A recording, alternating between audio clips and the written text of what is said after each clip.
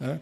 Uma possibilidade que, cada dia que passa, se torna mais concreta é o problema da intervenção militar. Logicamente que uma intervenção militar vai aparecer disfarçada de intervenção constitucional, etc. Não sei se vocês repararam, mas os defensores da intervenção militar, eles falam em intervenção militar constitucional.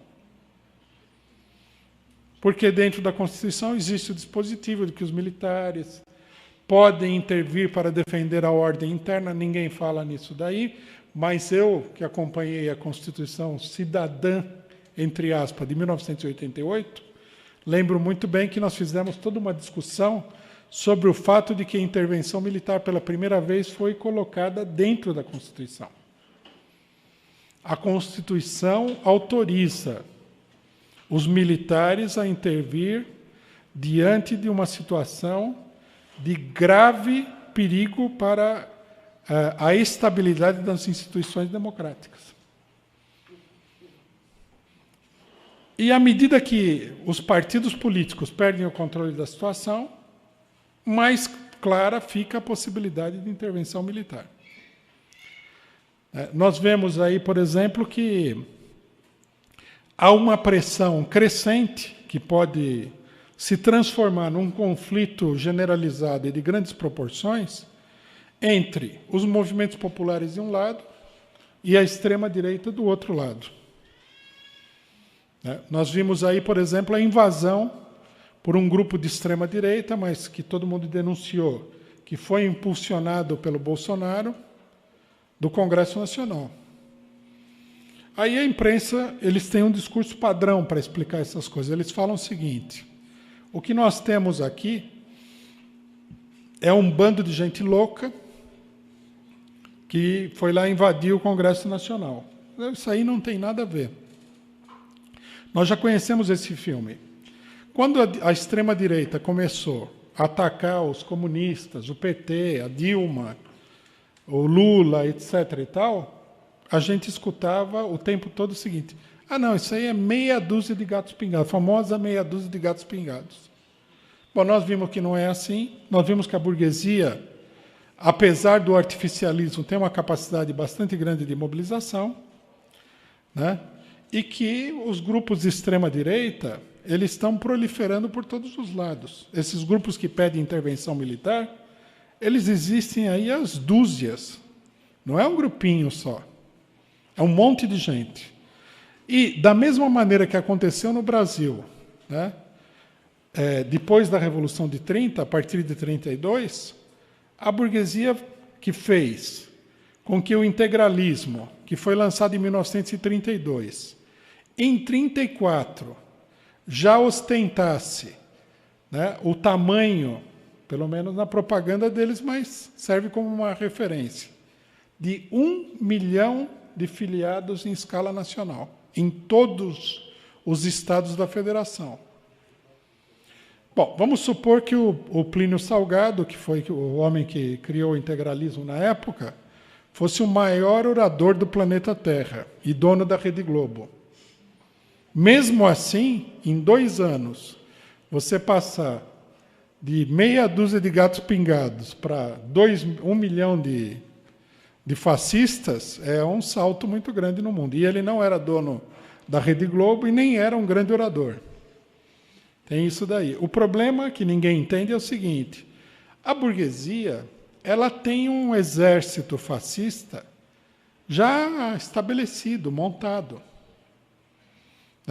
Nós precisamos entender isso daí para não cair nas ilusões do conjunto da esquerda. Por exemplo, dentro das Forças Armadas, tem um setor fascista organizado. Sempre tem. Nas polícias militares, né, onde você tem aí quase 400 mil pessoas envolvidas numa operação que é um verdadeiro esquadrão da morte, está cheio de gente que pode ser e é imediatamente recrutada para qualquer operação fascista. Nas empresas capitalistas, vocês viram a participação da Fiesp e de outros grupos capitalistas no impeachment da Dilma. Eles têm um exército de seguranças particulares gigantesco.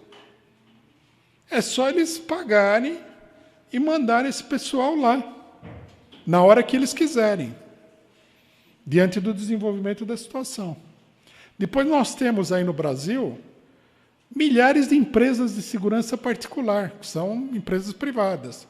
São empresas que contratam aí verdadeiros soldados mercenários. Então, quer dizer, a burguesia não precisa inventar um fascismo do nada, não precisa recrutar que nem faz o PCO ideologicamente. Ela já tem a coisa praticamente pronta ali. Precisa levar em consideração isso daí. A ameaça do fascismo no desenvolvimento da situação, ela é muito grande. Se eles sentirem que eles não conseguem controlar a situação de um ponto de vista político, como eles já mostraram, eles vão colocar esse pessoal na rua. Existe uma enorme propaganda, existem grupos que oferecem cobertura a toda essa marginalia fascista que está preparada aí. Existem lideranças, como é o caso do Bolsonaro e de várias outras pessoas, né? Então, nós não podemos colocar de lado, em nome de ilusões de que tudo isso não passa de uma loucura, a possibilidade de um enfrentamento muito grande que, de um ponto de vista imediato, poderia conduzir facilmente à intervenção militar. A burguesia poderia usar isso daí e falar, não, a situação está fora de controle, né? O pessoal está se enfrentando nas ruas aí a tiros e facadas, precisamos colocar ordem no país, derruba o governo, fecha o Congresso, o STF assina e pronto. Você tem um período de intervenção militar, que pode ser breve, até o momento que eles achem que devam convocar eleições controladas, que nem aconteceu no Egito, e pode não ser breve coisa nenhuma, como aconteceu em 64, quando os militares falaram que iam arrumar a casa e chamar eleições, nunca mais chamaram eleições, botaram todo mundo na cadeia e acabou-se. Então, nós temos essa situação. A situação ela é, como eu falei antes, extremamente fluida e pode ter um desenvolvimento bastante imprevisto, né? Uma das possibilidades que nós temos que considerar na nossa discussão é a possibilidade tanto da intervenção de grupos fascistas mais robustos, né, como das próprias Forças Armadas para controlar a situação e de uma combinação das duas coisas. A alternativa que tem sido vinculada, que é, diante do descalabro da situação, uma intervenção militar.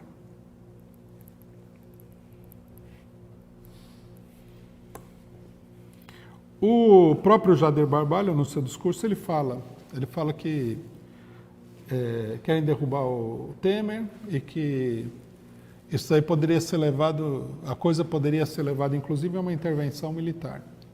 E ele fala assim, né, essa é uma hipótese real, porque ele olha e fala assim, vocês estão pensando que eu falei uma coisa absurda? Não. Está na mesa essa hipótese.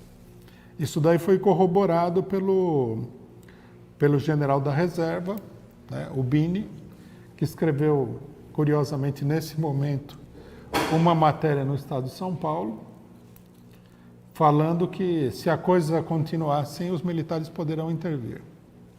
Quer dizer, isso significa que a carta da intervenção militar está na mesa. Se vão jogar essa carta, ou vão jogar as outras cartas, nós vamos ver de acordo com o desenvolvimento da situação. Mas o fato é que os golpistas precisam remover os obstáculos democráticos para colocar em prática os seus planos.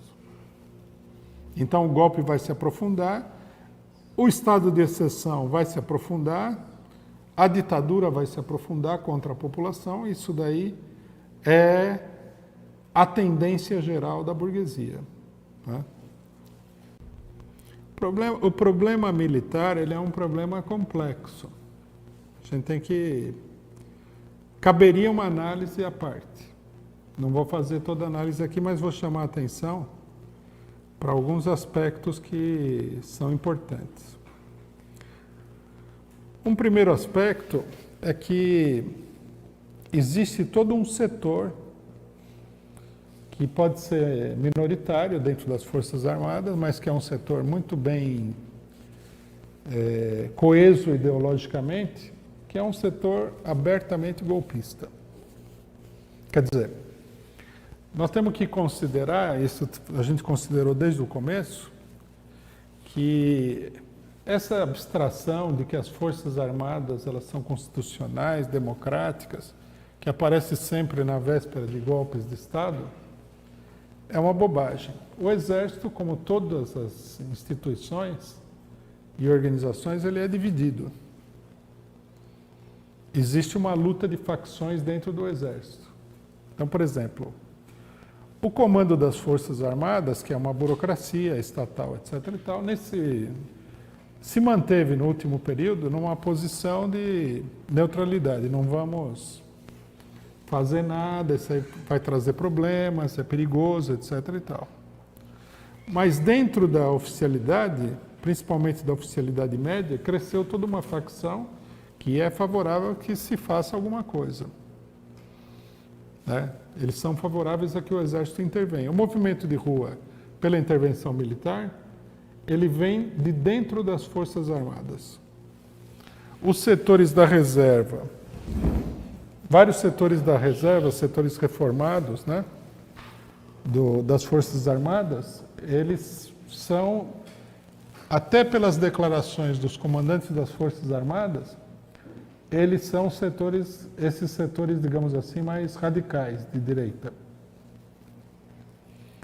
E esses setores, eles se expressam pela figura do nosso famoso Jair Bolsonaro, que é um porta-voz das Forças Armadas dentro do Congresso Nacional, das Forças Armadas. Um porta-voz de uma ala das Forças Armadas dentro do Congresso Nacional, mas que conseguiu se apresentar como um porta-voz geral das Forças Armadas. O chefe do Estado-Maior do Exército, que deu uma entrevista para o Estado de São Paulo antes do Bini, ele falou que, ele deixou claro que as Forças Armadas identificam o Bolsonaro como uma pessoa que defende as causas militares dentro do Congresso. Quer dizer, é um reconhecimento da importância que ele tem, embora a cúpula das Forças Armadas provavelmente não veja ele com muito bons olhos. Que ele seria um elemento dissidente, de oposição e tudo mais. Quando saiu a declaração do general Bini, saiu também um comentário de dentro das Forças Armadas dizendo o seguinte, que isso aí não expressa o pensamento das Forças Armadas, que os setores da reserva são saudosistas da ditadura, que é um grupinho, babá. Tudo isso daí tem que ser compreendido de uma maneira mais concreta. Primeiro, não existe pensamento das Forças Armadas. Forças Armadas são uma organização centralizada e que obedece ordens. Então ninguém sabe o que os soldados pensam. Não tem assembleia de oficiais para o pessoal dizer. Quando eles falam pensamento das Forças Armadas, eles estão se referindo aos altos comandos das Forças Armadas, a burocracia maior. Né? Segundo, essa história de que o pessoal é uma minoria, insignificante, também é falsa. Agora, o problema consiste no seguinte, se as Forças Armadas vierem a intervir, não vai ser pela mão do setor mais radical, vai ser pela mão do setor mais moderado, que não pode perder o comando da situação. Se a situação se tornar instável, isso vai se refletir dentro das Forças Armadas. Vai apresentar uma tendência à divisão. O setor direitista vai pressionar para que se faça alguma coisa, é capaz até que determinados setores militares façam alguma coisa antes da crise se aprofundar, né, como aconteceu mais de uma vez, e isso daí vai pressionar fortemente as Forças Armadas a intervir para sossegar a situação. numa certa medida, né, foi isso que aconteceu em 1964. A necessidade das Forças Armadas intervirem dentro da situação política brasileira estava dada pela iminência da divisão do Exército diante da crise do governo João Goulart. Quer dizer, se eles não tivessem feito isso, e eles estavam muito receosos de fazer, o Exército se dividiria. Então, nós temos que levar em consideração tudo isso daí.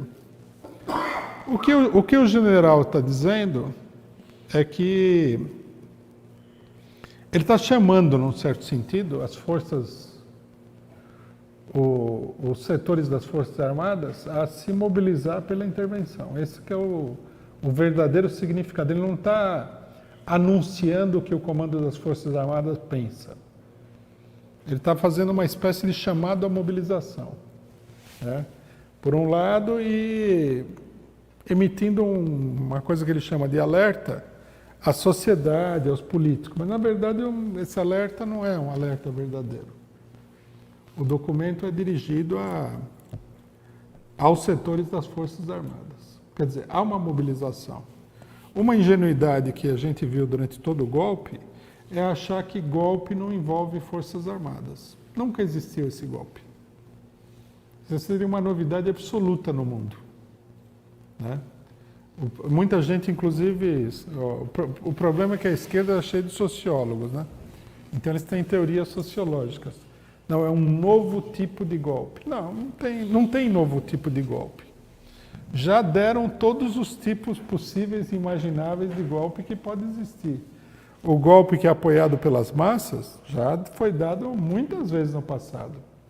O golpe civil com as Forças Armadas zelando pelo êxito do golpe já foi feito também, né? O pessoal é muito limitado intelectualmente. Eles acham que o golpe, por natureza, é o golpe militar. Esse aí não é fato. Não é verdade isso. Isso foi uma modalidade de golpe que foi executada muito nos anos 60 e 70, mas teve muito golpe antes disso que não era golpe diretamente militar. Um dos golpes mais famosos da história da humanidade foi o golpe do Napoleão III. Né? Do livro do Marx, o 18 de Brumário. Não foi um golpe diretamente militar, embora as Forças Armadas estivessem por detrás do golpe, logicamente. O golpe foi dado primeiro, pelo cidadão que era presidente, foi um autogolpe, digamos assim, apoiado pelas Forças Armadas e contou com uma ampla mobilização de setores da burguesia em vários lugares do país. A burguesia dava um apoio grande para o golpe. Em muitos lugares tomaram o poder nas cidades, etc. e tal, sem a ajuda das Forças Armadas. E se estabeleceu um governo por uma pessoa que era um civil. Então, essa ideia de que o golpe tem que necessariamente ser um golpe militar é totalmente falsa. Os militares sempre participam do golpe de uma maneira ou de outra, mas a forma do golpe altera muito. O Exército, logicamente, que acompanha o golpe, deu aval ao golpe, ninguém ia derrubar o governo sem pedir uma luz verde dos militares. Isso aí é absolutamente claro. Bom, qual que é a possibilidade da coisa? Tudo vai depender da marcha da situação política. O que nós devemos ter em mente na análise é que essa carta ela está na mesa. Não podemos deixar de lado essa possibilidade. Dizer que a carta está na mesa significa dizer o quê? Que é a maior possibilidade, a menor possibilidade? Não. É uma das possibilidades. Você arma o jogo político. Se fracassar A, B e C, você usa D. É assim que funciona. Se a situação evoluir, A não funciona mais, então você tem que usar está outra coisa. É difícil de saber, porque a crise, pela sua própria natureza, ela envolve uma certa bagunça, né? E pode escapar totalmente do controle dos participantes dentro da crise. Agora, as declarações dos militares recentes, elas são significativas de que já existe a consciência de que se a coisa desandar, vai ter tropas na rua. Aí o que eles vão fazer a partir daí também não depende só deles, depende da marcha geral da situação, né? Desculpa, só um detalhe. Logicamente, o que a gente tem que fazer? Nós temos que tornar claro, tornar consciente essa possibilidade para iniciar um movimento contra qualquer intervenção das Forças Armadas na situação política. Isso tem que ser muito discutido, muito divulgado. A mesma coisa que aconteceu com o golpe em si. Desculpa, só antes de você perguntar, mais uma coisa que me ocorreu. Eu vi nós publicamos uma matéria com a citação do general. Daí eu vi um cidadão que acho que é militante do PSOL, não sei, alguma coisa assim. Daí ele achou que aquilo era uma piada. Para PCO. Quer dizer, isso daí mostra que a esquerda ela tem um talento assim invencível para enfiar o pé na arapuca política da burguesia. Já diante do golpe, eles não viram a cor do golpe. Até agora mesmo eles não entenderam o que está acontecendo. Agora os militares começam a soltar sinais de fumaça nos quartéis, eles preferem não atentar para o negócio. Isso daí tudo mostra que a esquerda pequeno-burguesa é um elemento de confusão total. Qualquer pessoa, diante das declarações que os militares soltaram, aí já falaria, opa, no mínimo, precisa prestar atenção no que está acontecendo. Eles não querem nem saber. Para eles tudo é folclore, tudo que não faz parte do mundinho deles, que é bem pequenininho, é um folclore.